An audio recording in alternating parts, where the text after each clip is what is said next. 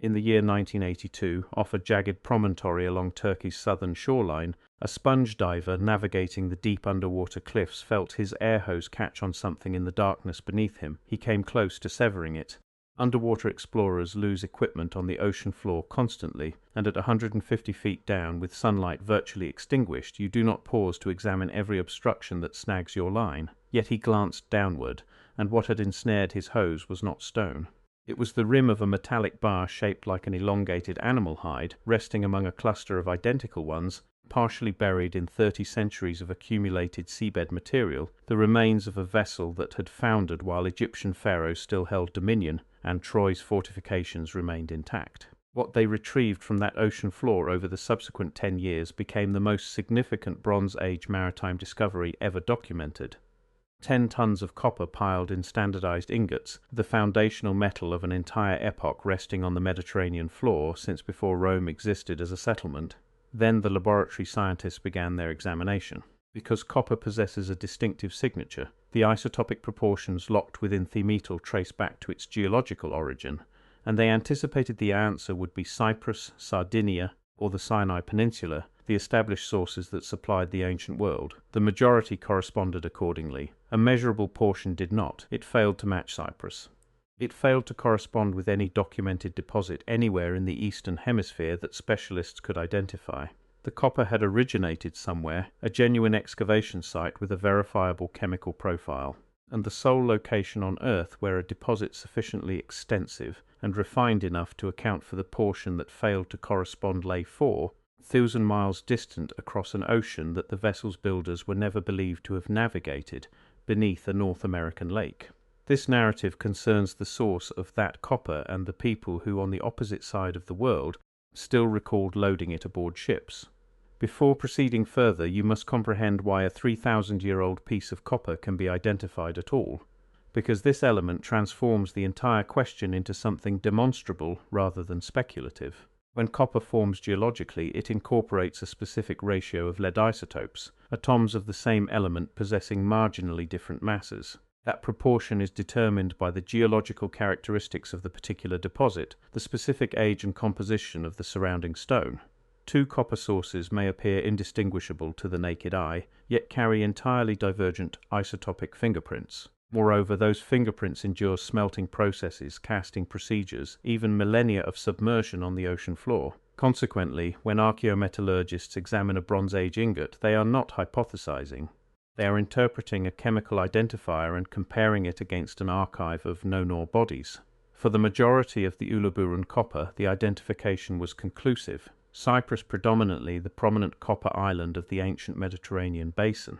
However, the methodology operates in both directions. The same analytical precision that verifies a Cypriot origin for the bulk of the shipment is precisely what identifies the remainder as non-Cypriot, non-Sardinian, not matching any documented Old World excavation site. This represents neither an insignificant irregularity nor a statistical aberration. It constitutes a quantifiable proportion of the metal whose fingerprint points away from every source the ancient Mediterranean is documented to have utilized. Moreover, a fingerprint corresponding to nothing in the existing records does not conclude the investigation, initiates one. Because the copper did not materialize from nothingness, it originated from an actual location that simply remains undocumented in the scholarly literature. Now, the legitimate counter-argument, because a thorough examination presents the conventional explanation in its strongest form before evaluating it. Mainstream archaeology offers a reasonable interpretation for that unexplained portion, and it does not involve the Americas. Rather, it proposes that our reference collection of Old World copper sources remains incomplete, that ancient excavations existed in Anatolia, the Balkans, the Caucasus Mountains, or elsewhere that were exhausted, abandoned, and never scientifically sampled, rendering their isotopic profiles simply missing from the comparative dataset. Under this interpretation, the unattributed copper is not foreign at all. It represents regional copper from an unidentified source, and the gap reflects deficiencies in our documentation, not in our geography. This constitutes a valid argument, and it could well account for some portion of the metal. Mines disappeared, records remain fragmentary, and no responsible investigator should dismiss this possibility. Yet observe what this explanation demands and what it leaves unaddressed. It necessitates an unidentified Old World deposit sufficiently productive to contribute to international commerce, yet vanished so thoroughly that it left no waste heaps, no excavated areas, no cultural memory, and no isotopic equivalent anywhere subsequently sampled. Furthermore, even accepting all of that, it fails to address the complementary aspect of the puzzle, the dimension completely unrelated to this particular wreck, because across the Atlantic in North America there exists the precise inverse mystery. Not missing copper, but missing excavators. A deposit stripped on an industrial scale with no one recorded in the historical text to have accomplished it. Set aside the shipwreck momentarily and traverse the Atlantic, because the other portion of this puzzle was waiting in Michigan's soil long before anyone examined any ingot. The Upper Peninsula and Isle Royale sit atop one of Earth's most remarkable copper formations. Not ore requiring smelting, but pure elemental copper. Metal you can forge into a tool immediately after extracting it, occurring in masses weighing thousands of pounds, and when American mining enterprises arrived during the 1840s to develop it, they discovered they were not the first occupants. The terrain had already been excavated. Ancient shafts cut into solid bedrock approximately 60 feet deep, featuring drainage systems and the decayed remnants of timber supports, along with stone hammers scattered by the tens of thousands.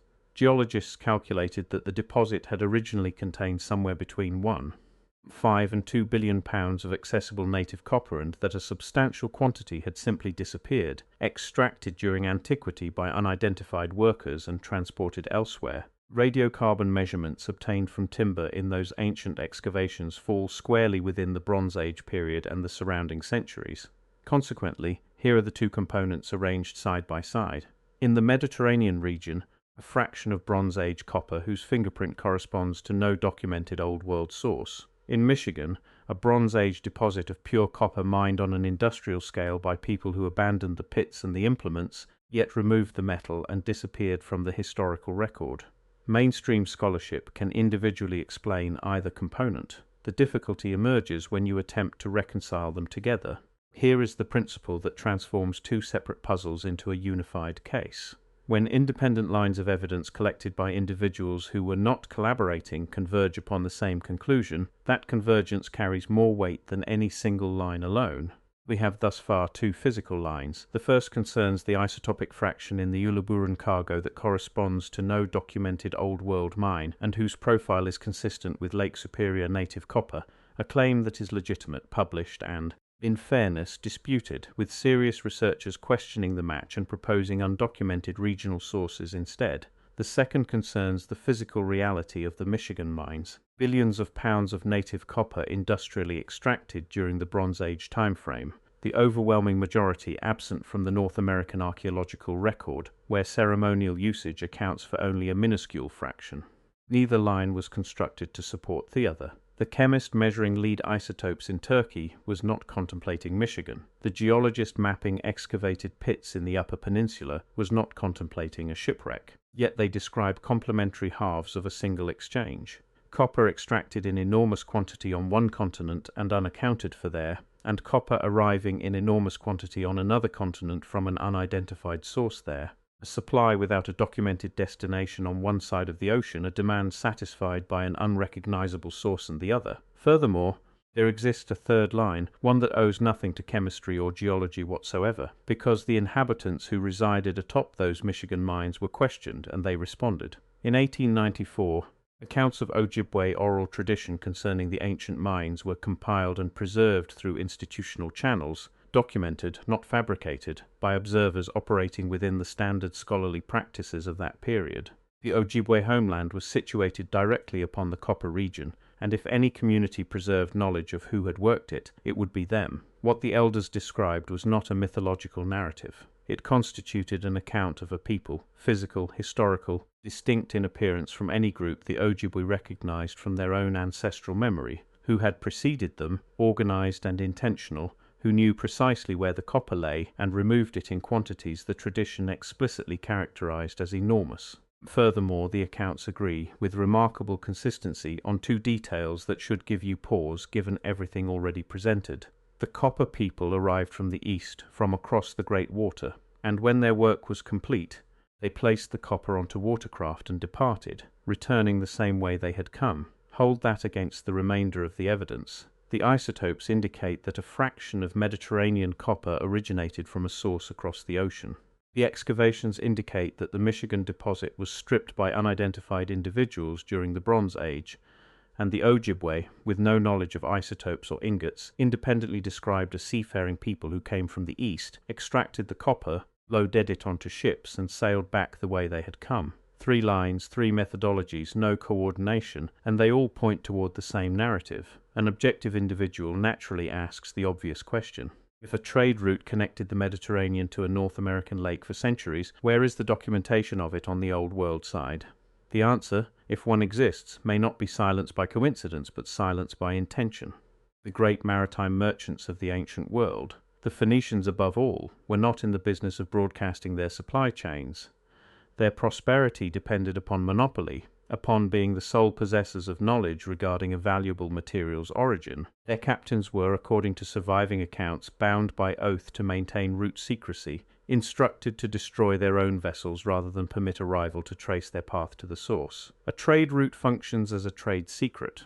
If a Bronze Age maritime power had discovered a method of crossing the Atlantic to a copper deposit of almost limitless richness, the last action they would take would be to document it where a competitor could access that information. The route would be protected, encoded, transmitted orally. When that civilization collapsed, the secret would collapse alongside it, leaving only fragments. A legend of tin islands in the Western Ocean, a cryptic reference to territories beyond the straits, a metal of unknown origin in a submerged hold. Absence of explicit documentation is precisely what a protected trade secret appears like 3 millennia later. The silence does not constitute evidence that nothing occurred. In an era that would eliminate individuals to safeguard a shipping lane, silence represents the sound of successful secrecy. Consequently, reduce the case to what can be expressed directly, because the direct version carries sufficient weight independently. A Bronze Age vessel foundered off Turkey carrying 10 tons of copper retrieved from the seabed beginning in 1982. This is documented and undisputed. Isotopic examination matched the majority of that copper to Cyprus and identified a measurable fraction as corresponding to no documented Old World source. The proposition that this fraction is consistent with Lake Superior copper is legitimate and published, and it is vigorously contested. Across the ocean, the Michigan copper region demonstrates ancient industrial-scale mining during the Bronze Age timeframe, with the overwhelming majority of the extracted metal absent from the North American record. The Ojibwe, the inhabitants of that territory, preserved and recorded in 1894 an account of a seafaring people who arrived from the east, extracted the copper, placed it aboard vessels, and departed. The maritime powers of the ancient Mediterranean are documented to have protected their trade routes with lethal confidentiality. None of this individually constitutes proof. The isotope match may ultimately resolve to an undiscovered Old World mine. The Ojibwe account may describe something the chemistry will never confirm, yet the convergence is genuine and it is disquieting. A supply, a demand, a memory, and a rationale for concealment, all pointing across the same ocean. Mainstream scholarship can individually dismantle any one of these threads. What it has never accomplished is explaining why all 4 align in the same direction. There exists a passage in the 1894 record that resonates differently once you have followed the copper across the entire ocean. Describing the conclusion of the copper people's presence, an Ojibwe elder stated that they took what they had come for, and then the lake fell silent. For an extended period, that constituted the entirety. A silent lake, an emptied deposit, a memory with nothing to connect to except the cavities in the earth and the stone implements left behind. The metal itself had vanished, dispersed into a world that did not document its origin, its trail obliterated by distance and confidentiality and 3 millennia. The lake forgot, because the lake represented merely the commencement of the voyage. Yet the copper did not stop at the shoreline. It proceeded onto the water, and some portion, if the fingerprint signifies what it appears to signify, travelled across that water all the way to the Mediterranean floor, where it remained within a sunken hull through the ascent and decline of every civilization that followed, preserving its chemical signature intact while the individuals who extracted it became a sentence in an obscure document. The lake fell silent. The sea, it transpires, was not equally forgetful.